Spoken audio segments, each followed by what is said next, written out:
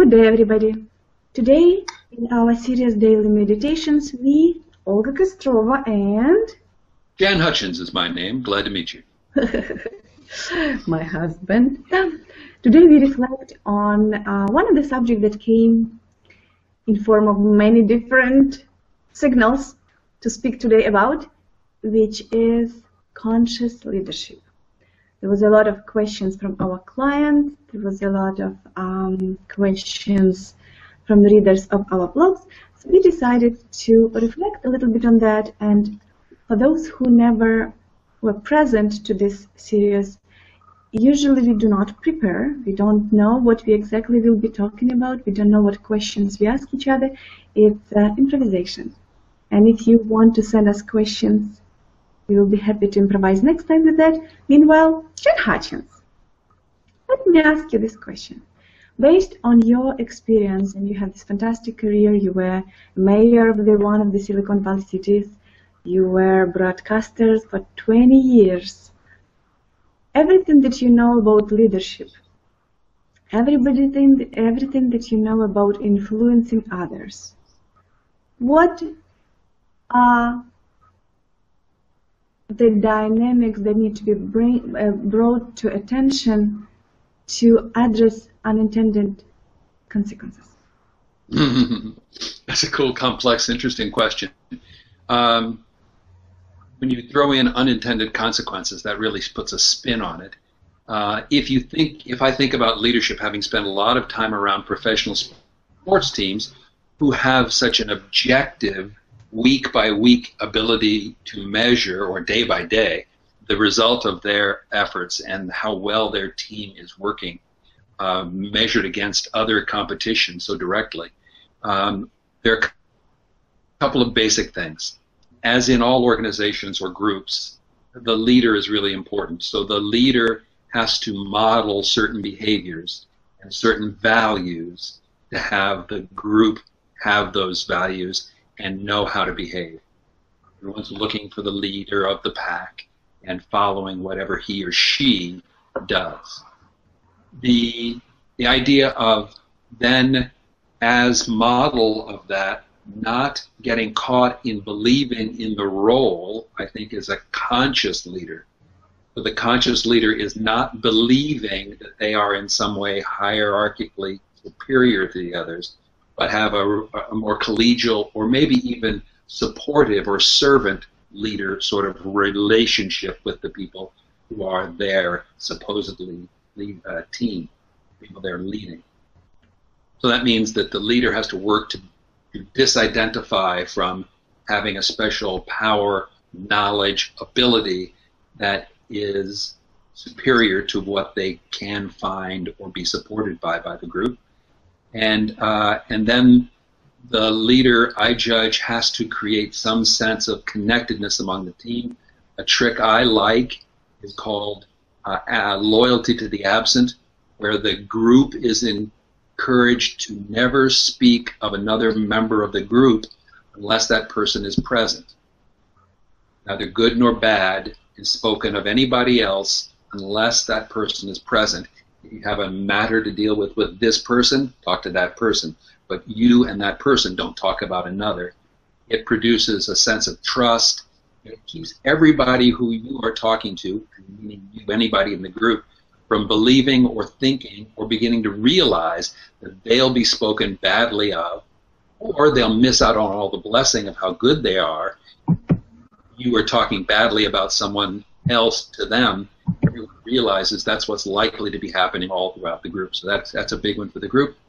And then the other big conscious piece to me is to recognize that the humans that you're working with want a sense of participation, that they own either their role or their activity to the best degree possible and are encouraged to be experimental, innovative, do what they truly can imagine will actually create the values and goals that the organization has. That's my long version. What's your response to that same question? That was Jan Hutchins answering my questions about conscious leadership and unintended consequences. Oh, Now, the unintended consequences. Huh? Let me take the unintended consequences. Since unintended consequences are a basic reality of human endeavor, one blesses oneself and all those they work with by recognizing that and staying unattached to the degree possible to the outcomes. The outcome will almost always surprise you, me. And to be so attached to the outcome that you want to punish, criticize, or otherwise takes away that reality. Since the best efforts of humans are still human, they will always be flawed.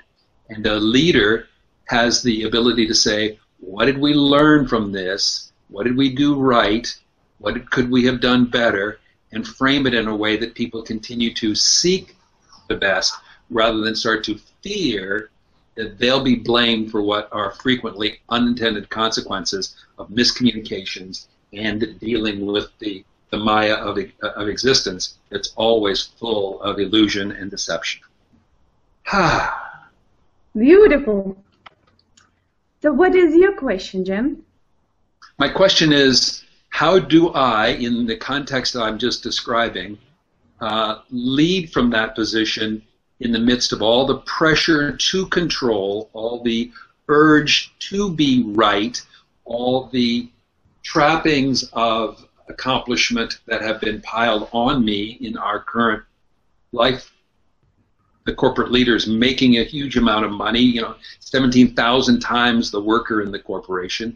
They're treated with such deference. They are given so much power and authority.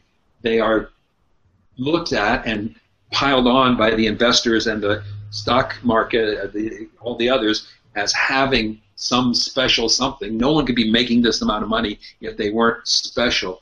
How does one avoid that trap? Okay, so for those who don't listen daily meditations often enough, I just want to make sure that what we share here is just simply what's arising right now, how we see that. It's opinion that is not imposed. We just share space with you. So what comes to me is following. The trap of leadership is the trap of unconsciousness, as any other trap. What are my true motivations to be in the position of leadership? Right? Why am I here in the first place? My attachment to outcome and the effect, the burden of this trap. The effect is only great if my attachment to my ego, to my persona is great, to my personal self-centric benefits that I expect from it. If I'm attaching myself, my sense of self, to all benefits that I gain or those that I don't gain, that I expect, but my expectations are not fulfilled. So the trap is not in skills. The trap is my identification with the role of the leader. And understanding my true motivation gives me opportunity to play this role better, because this role, as any other roles, is just that. We perform, as humans in this form, certain roles. If I got myself into the role of a leader, what brought me there? What brought me there? If I truly want to serve, for example, if I truly want to serve certain community that has certain needs, then all I focus on is do absolute best, my absolute best, based on the data that I have today, which is knowledge that I have, information that is available to me today, do my absolute best to serve this community and these needs. And not worried about how I'm perceived, what others think about me, how does it reflect my personal brand, and so on and so forth. But it very rarely exists in this pure form, right? And the reason why, because the reason why we want to influence people is not purely out of this selfless motive.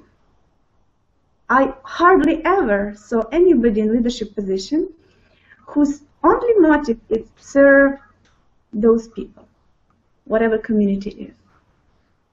Very often motive is different. How am I great impact and leave a legacy? But it's not about them, it's about you, right? I am the leader, I want legacy, I want to play big, I don't want to be this nobody, I want to be somebody, I want to be a great leader that does that, or another, in that, or another role.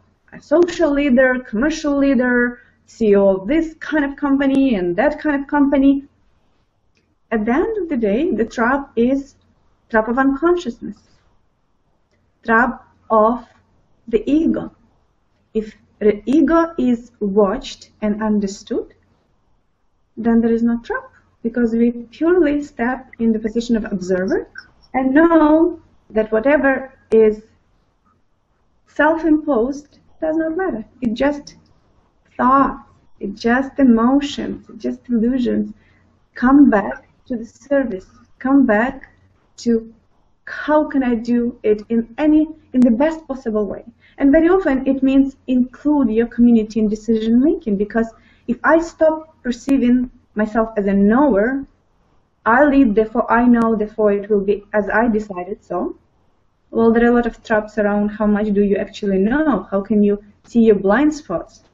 People who work with you, if they are on the same path as you, which means not serving your ego or their own ego, but actual needs of the community or organization or whatever project is, if that's become the end, it's not the meaning to the end, but the end, then they will participate in making the best possible decision.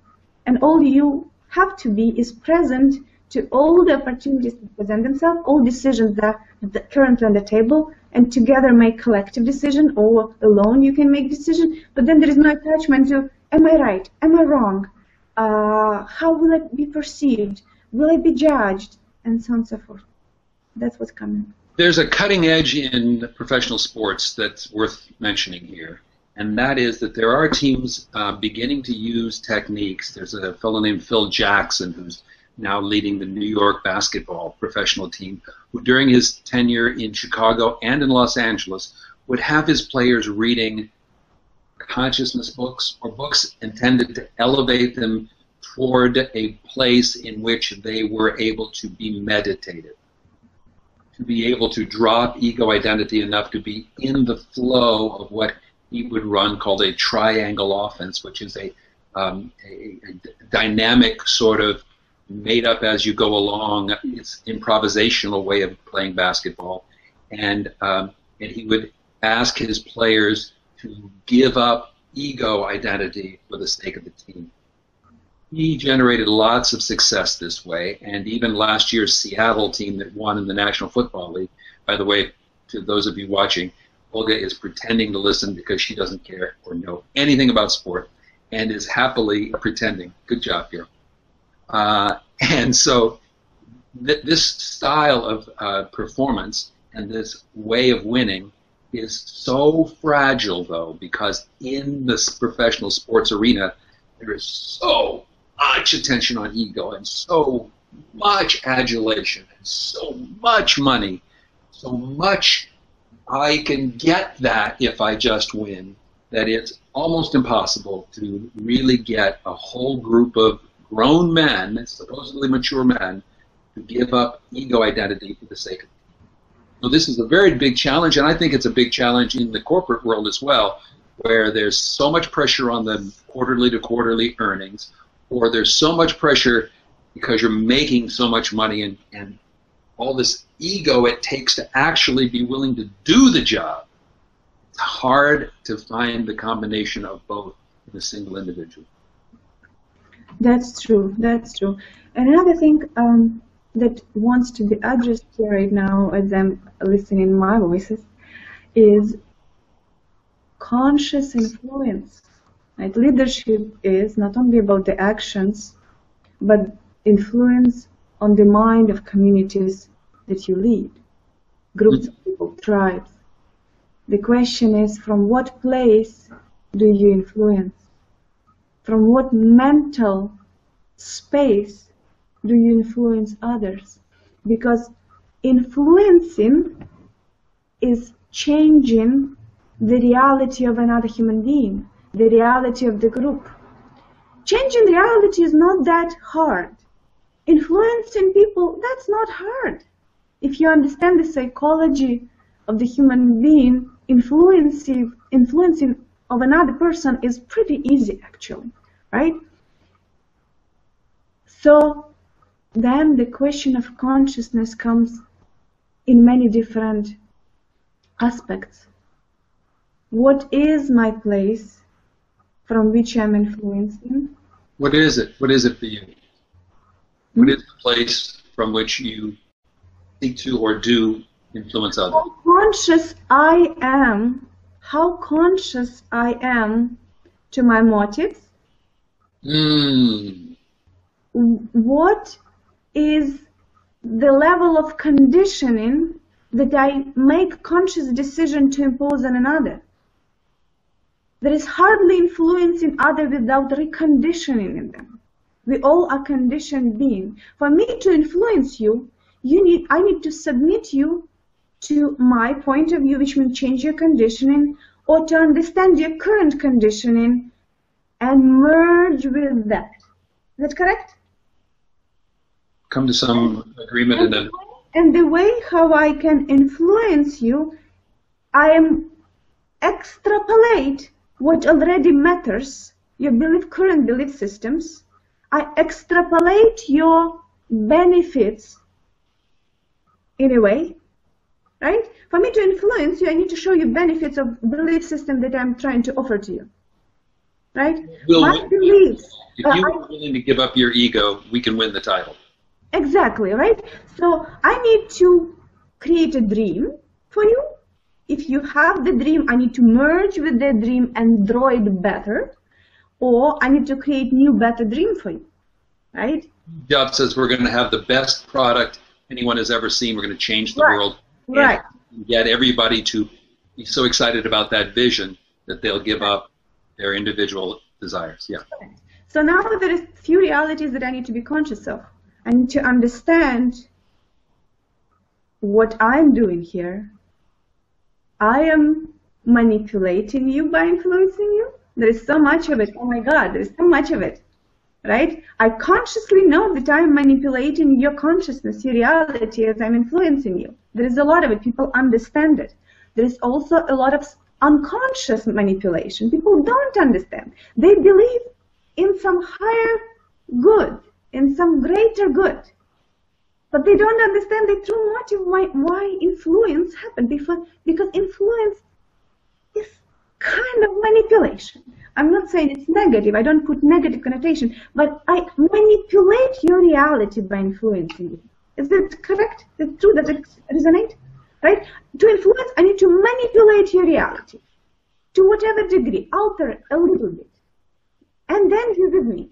By altering it, maybe I just simply boost it up. It's already what you believe, and now I just boost it up so you feel better about your belief system. Now someone who understands me, now someone who hears my longing or whatever it is, right? We're able to get that for folks. Right, I immerse in that, or I take your reality and twist it to create new one. Kind of. That's how I see influence happen. And then, of course, there is a lot of elements to, channels and media and that and that. But at the end of the day, when you speak from standpoint of consciousness, I'm conscious of a few things. I'm conscious of the subject. I'm now bringing it. I'm conscious of my motives and methods. And I'm conscious of your level of consciousness right now and its effect in the future. Effect of my influence on your level of consciousness in the future. So your existing reality, I need to understand that, and I need to understand the new reality that I create. And now we're speaking about true consequences. Intended, and unintended. Make sense? Yeah. now I created completely new level of consciousness. Not level of consciousness. I might not create new level of consciousness. I created new reality, new construct, manifested form of the thought. The thought that I seeded in your mind now take very different form, because now you will take different actions that you would take them otherwise. What those actions will be. Hitler had great power of influence. He created twisted, forgive me, reality. And people bought into that. The reason why they bought in, because some benefits that were presented kind of made sense. And they were somewhat attractive to the ego, so much. Right? And there is a lot of influencers that created realities that had really great consequences, whether they were intended or some unintended. Yeah, just today they were burying 5 additional bodies from Jonestown, which was where this fellow from San Francisco had taken a whole bunch of folks who were well-intended and believed in this fellow down into the jungles of Guyana or somewhere like that. I forget where exactly it was, British Guyana, and had them all drink poison when he was about to be discovered as the charlatan and fake that he was. And hundreds of people committed suicide at his request.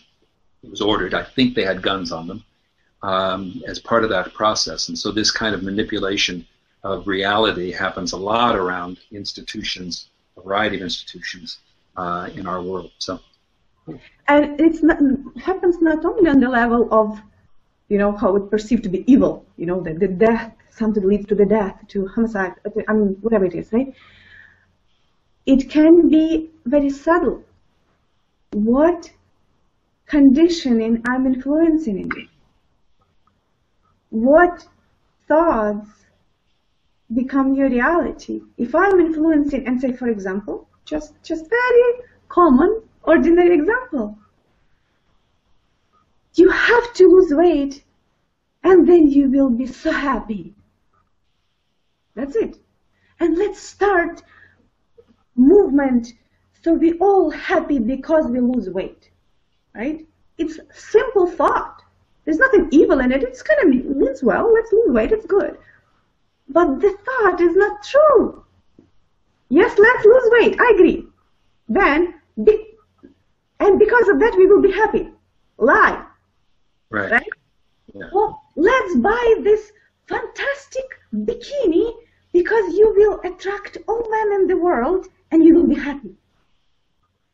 Yes, in bikini you might look good or not, whatever it is. In bikini is bikini, it's a piece of cloth, you put it, you look that or another. You will attract all men in the world, whatever you attract will have its consequences. Right? But as influencers, we seed thoughts. We condition. We change reality, therefore we recondition. So that may be a form of leadership that is underappreciated in our world, this sort of emptiness form of leadership. I get to serve on men's initiation weekends in a role called ritual elder, and I'm considered, or people who are playing that role on the weekend, as part of the leadership team. But the real role is to actually be empty. So there's room for this awareness of the ethereal in situations, the emptiness, the silence, the space, the mysterious, that which we don't see yet recognize exists. All those things don't lend themselves very easily to words, and yet that is a form of leadership that I particularly enjoy, and I think for a wise corporate setting, I believe that that's what coaches can do for a leader in a corporation, a coach especially who is, like myself, shamanic or more meditative, to provide that sense of spaciousness, a sense of calm, a sense of ability to actually feel safe emotionally, and that you aren't in a culture of chaos, but there's calm, safe, sweet. And more space for pure presence, where there is opportunity to actually see what's happening as is, and by being influenced all the time by media and work environment and social life, we are influenced all the time, and the presence must be here to understand what are we piling on over here. And with that thought, we need to close our conversation today, because I know that in 5 minutes you have a client and I have coaching client as well. So thank you everybody for being with us today. Please ask us questions about this particular episode, this particular reflection that Jen and I had, and suggest topics for any new ones. Thank you for being with us today.